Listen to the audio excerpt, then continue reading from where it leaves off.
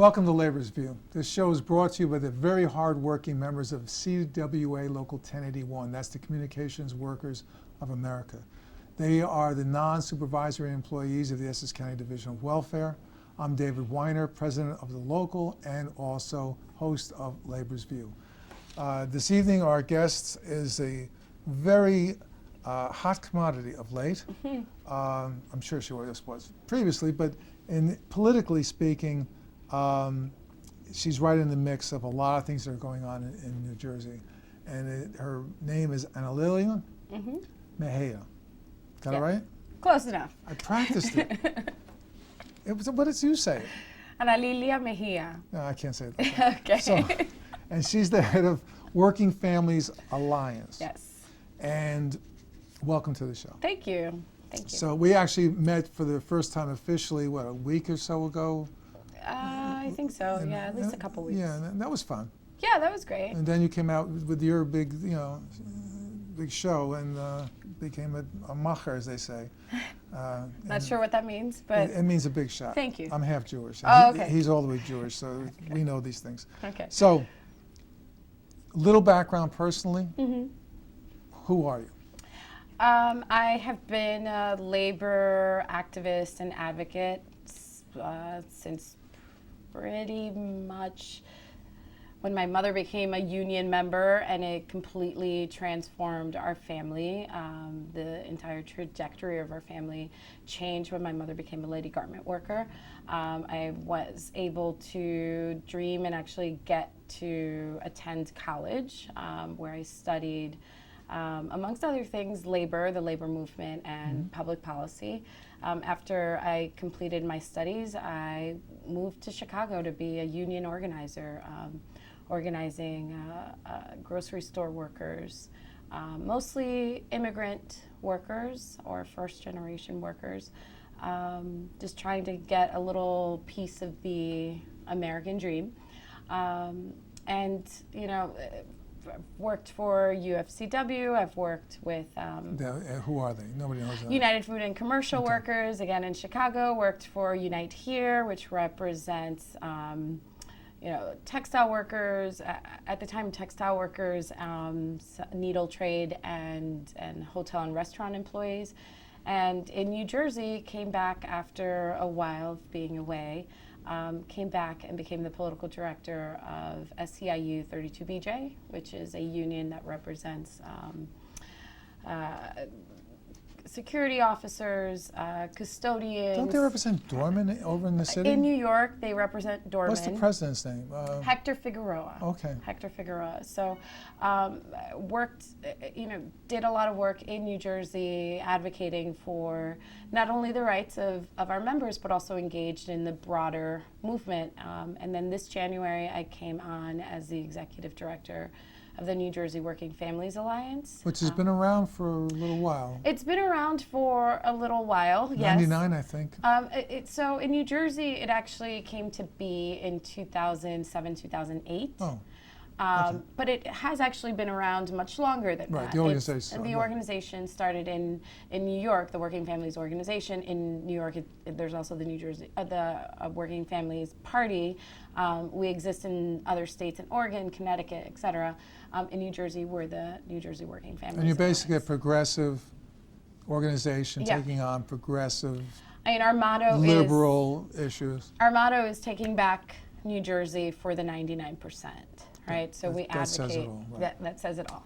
Okay, so Working Families United, who are some of your affiliates? You have people that back you up, organizations? Working Families Alliance. What did I just say? You said United. Oh, well, that's a whole nother story, isn't it? That is a whole nother story. Working Families Alliance. It's a Friday and I'm tired, but okay, I'll stay with it. Yes. Although imitation is the most sincerest form of flattery. No one will get that, but that's okay. But you will. I do. Okay. So Working Families Alliance are our affiliates. So we have various union organizations that are affiliates. CWA, your local, for example, is affiliating. We have other CWA locals. Other CWA locals, 1082, 1037. We have the District 1. We also have SEIU Local 1199, SEIU 32BJ. New Jersey Citizen Action. Yes, so we have not only unions, but we also have community groups like New Jersey Citizen Action, like New Jersey Communities United, like Blue Wave New Jersey, who are affiliates of the organization. We also have environmental groups like the Sierra Club and the New Jersey Environmental Federation. So we have different organizations. Everyone's intent is to collectively, we pool our resources, we share platforms, we try to electoralize issues that impact working families. And again, it's all about moving our agenda, making our issues part of the broader discourse for elected officials at any level. So municipal, county, all the way on up. statewide. Exactly. Some of the issues you deal with, I know one that is, I think, at the top of your list, earned sick days. Yes. What's yes. that about? So we worked with our different affiliates, our different partners, and other stakeholder groups and coalitions to move the passage of earned sick days in Jersey City and in Newark. Our intention, there's this broader statewide effort to get earned sick days guaranteed for all workers in the state. It's work that has been led by the Time to Care Coalition, which Working Families is a part of. Earlier, actually last year, at the summer of last year, we decided that, the campaign at the state level, there was some movement, but we wanted to kind of push it further along, and we engaged the mayor of Jersey City, the newly elected mayor of Jersey City, Steve Fulop, right. And brought this as an issue that was important to his community, was something good for him to do as a newly elected mayor. And I'm sorry, but to be clear, we're talking about getting sick days for people who work in the private sector, a lot of them with low-paying jobs. So the reality in New Jersey and across the country is that in certain sectors, most workers, low-wage workers, wouldn't have access to any type of paid time off. Those right. sectors are for them, it exists everywhere for low-wage work, but in some key sectors like childcare, like elder care, direct care, like food service, people who work at a fast food restaurant or even a mom and pop restaurant, they don't have access to paid time off if they get sick, if their child gets sick. They don't work, they don't get paid. They don't work, they don't get paid. This is not only bad for them, because if they get sick, they end up having to choose between making ends meet and their own health. But this is actually bad for all of us, right? Because there's the possibility of someone serving food while they're sick, making you sick. There's a possibility someone caring for a child while they're sick, making that child sick. There's someone and that child making the parent sick, making the parent sick. Right. Or there's someone taking care of an elderly person who cannot afford. Who with a fragile immune system. And so this is a public health issue. This is a worker justice issue. And so we worked with different groups to educate people on the importance of it, not only for the low-wage worker, but for the entire community, and then to get this done. In Jersey City, we got it done What does it done year. mean? What'd you get?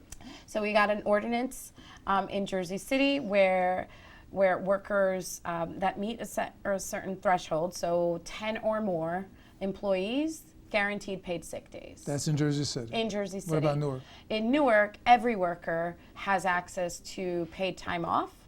How many days? So if you're 9 or less, you get 3 days, and if 9 or less employees. Okay. not years. 9-year-old child labor here. Yes, no, we are not advocating child labor, even if they have paid time off. Right. If there are 9 or less employees, they get 3 days, and if there are 10 or more, they get 5 days. This is really important. And in New York, they just did 5 days, right? Yes, in New York, I think it was yesterday.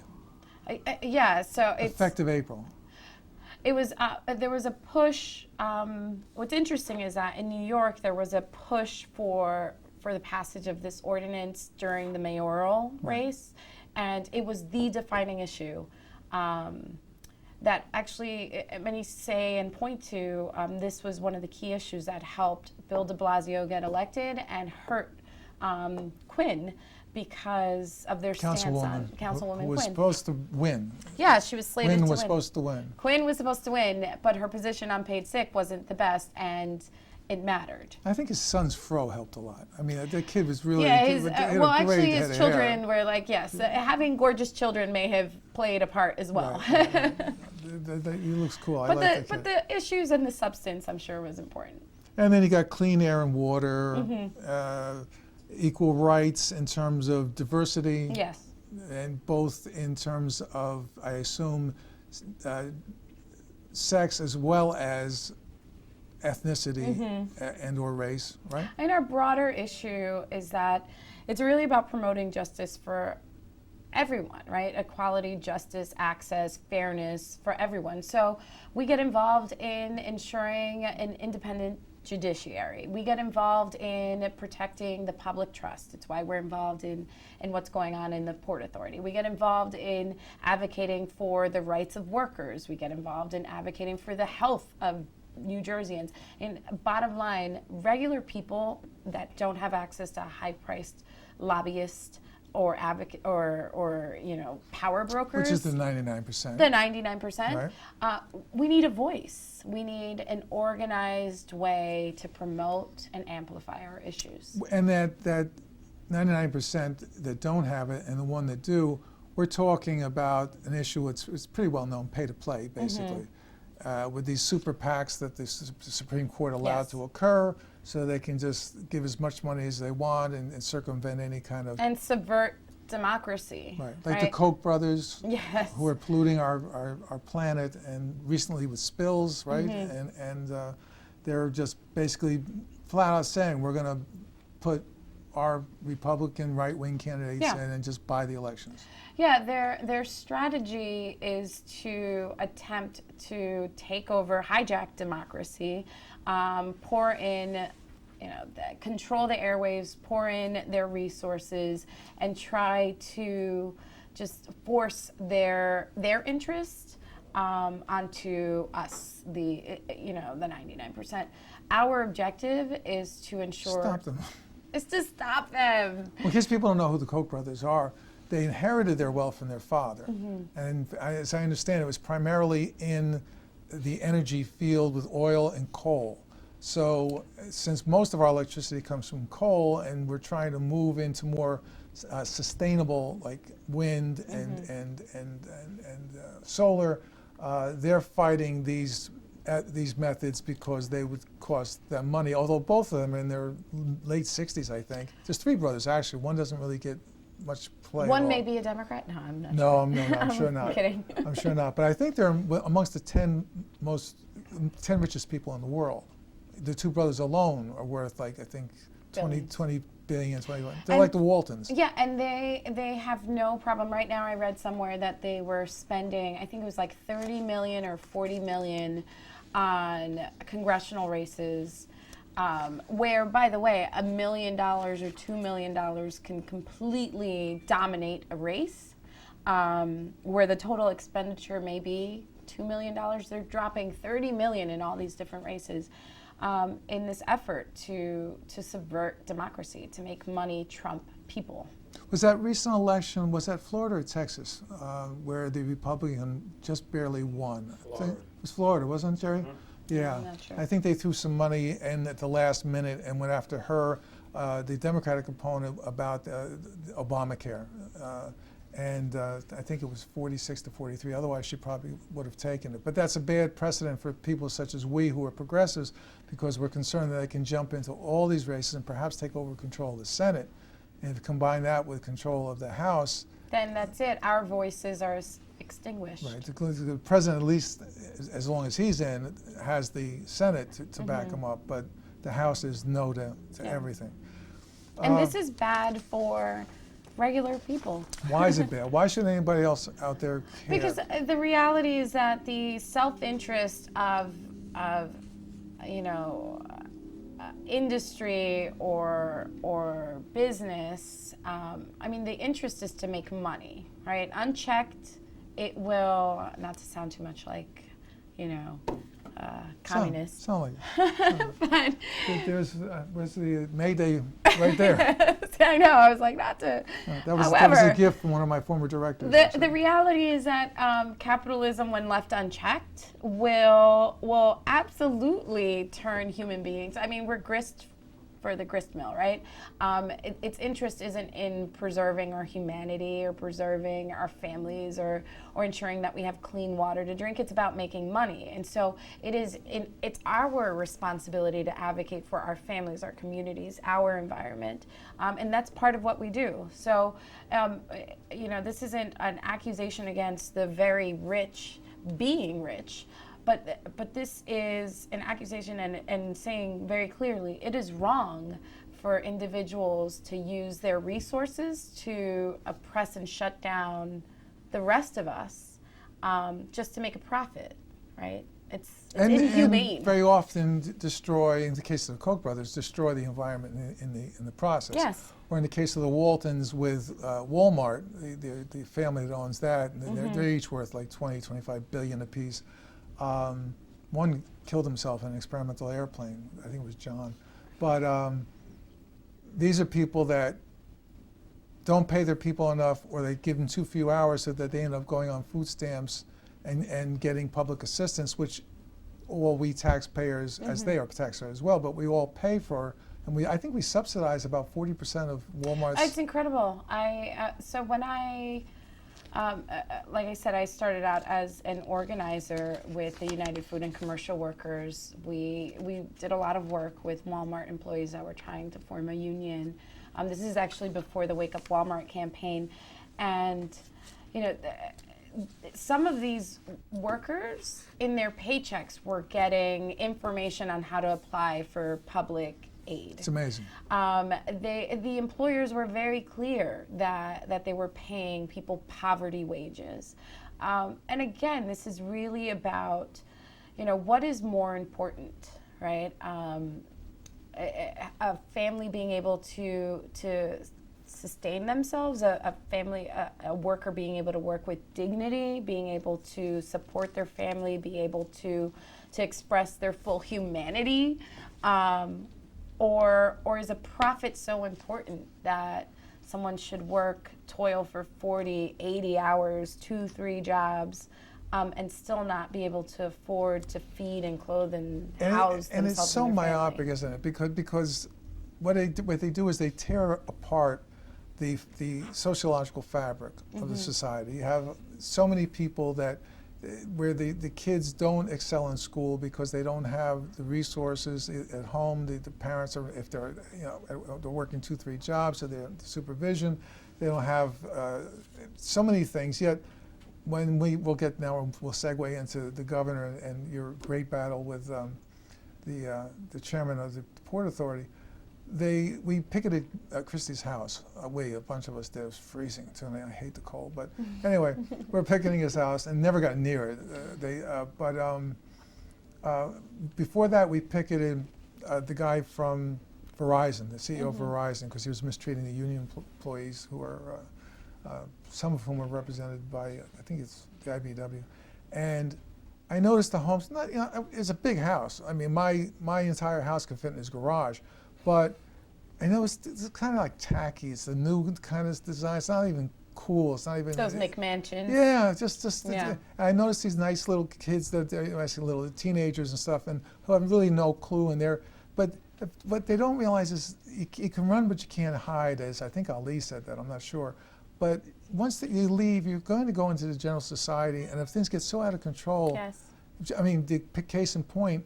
That poor guy that was killed at the Short Hills Mall, where you would never think something like that would occur, but he's murdered and his car is hijacked and his wife's life is ruined forever, and that's affluent, that the richest people in Essex County and the surrounding areas go to that mall. And you question, I mean, that act was heinous and wrong, but you can't deny that the cycle of poverty, the lack of opportunities, not fully funding our education system, having not being really directly addressing the issues that poverty bring into certain communities, not addressing any of that.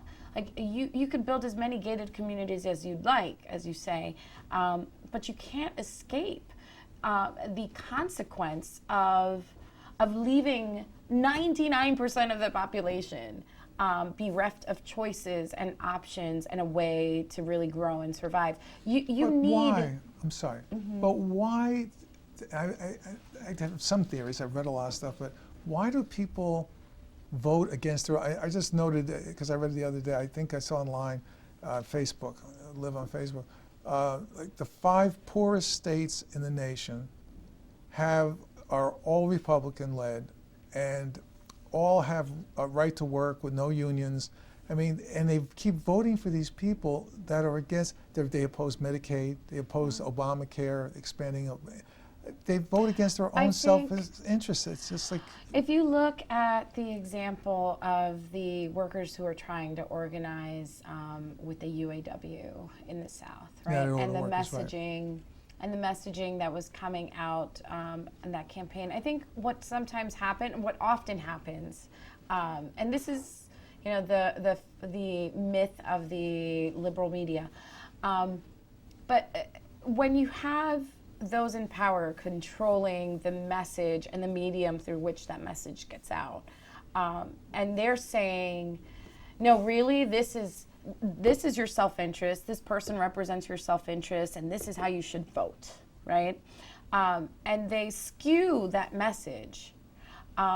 Individuals who are working 2 jobs and are barely making ends meet, barely have enough time to do the homework on their own, attend whatever, get whatever outside information, and whatever small amount of time that they may have when they're not working 2 jobs, when they're not taking care of their families, when they're not struggling to keep it together. Maybe they turn on the TV.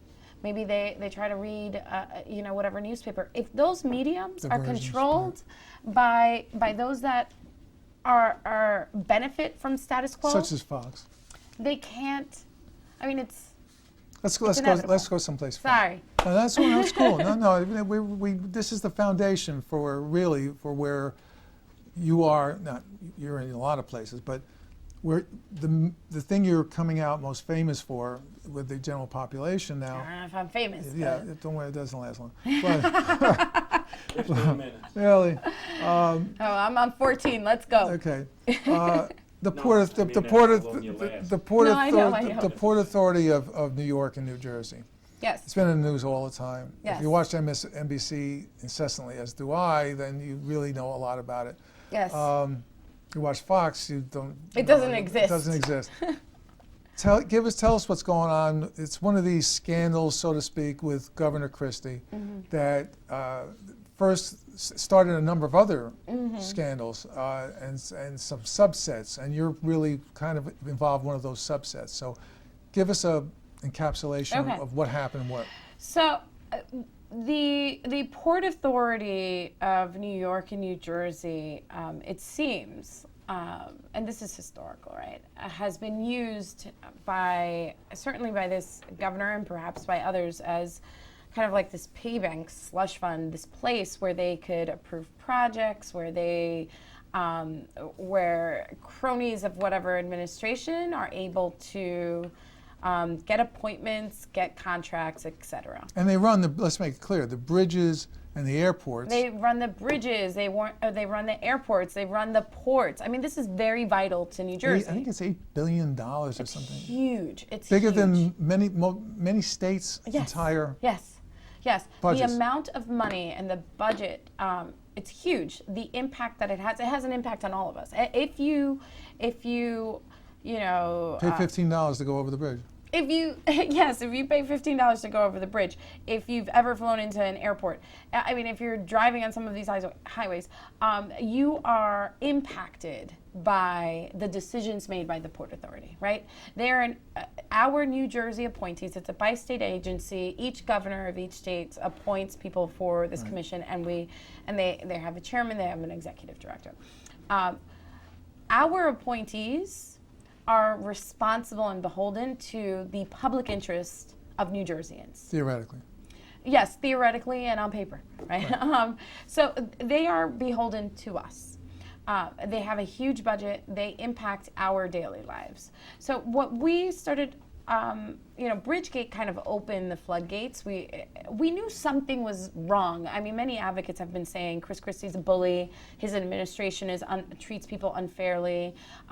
There's retribution that is taken against opponents. But it came out with Bridgegate, and Bridgegate very simply was, allegedly, some of his staff, key staff in his office. His deputy chief of staff sends an email to a staffer at the Port Authority and says, time for some traffic problems in Fort Lee. And he said, got it. Yes. And I sent you an email. Exactly. Got it, right. Yes. Got it.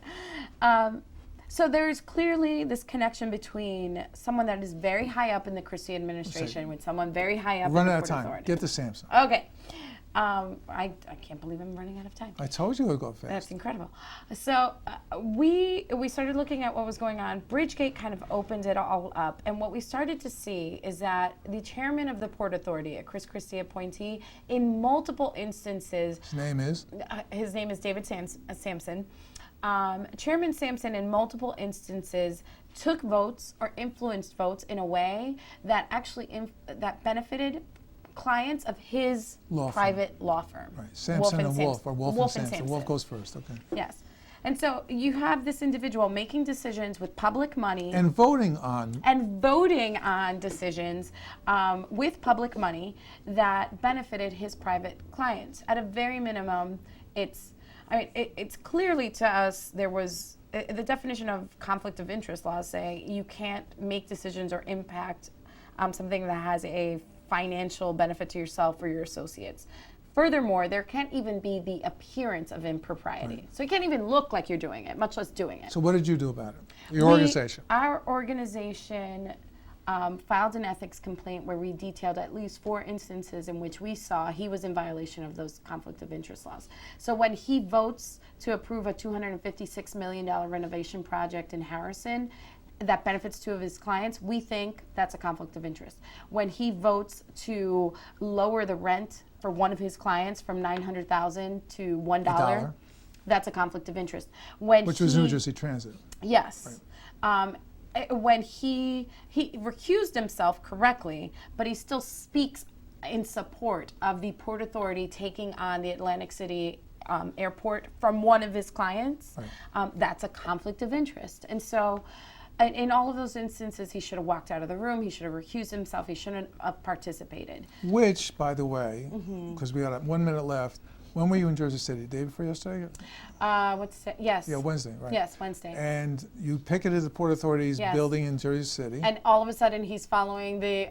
all of a sudden... So victory. The first thing out of his mouth is, I don't know which ones were a conflict, but I have a conflict, and he did exactly what he should have done all those years, and he said, I cannot vote, and I'm actually going to exit the room, and he never came back. Yes, and those are the rules that the Port Authority years ago actually said that they would adopt and they would adhere to. He's a lawyer. He knows better. So he knows better now, and he knows better now because of you and Working Families Alliance. Yes. Yes. Yes. So thank you, Miss Mejia. Whatever. Thank you for joining us. It's been a pleasure. Okay, and we'll do this again sometime. All right, sounds good. I'll wait another 4 hours for you to show up. And thank you for watching Labor Review. I'm David Weiner, and hope to see you for future shows. Night. I have a voice, one that can speak for me. I have a say in my own day.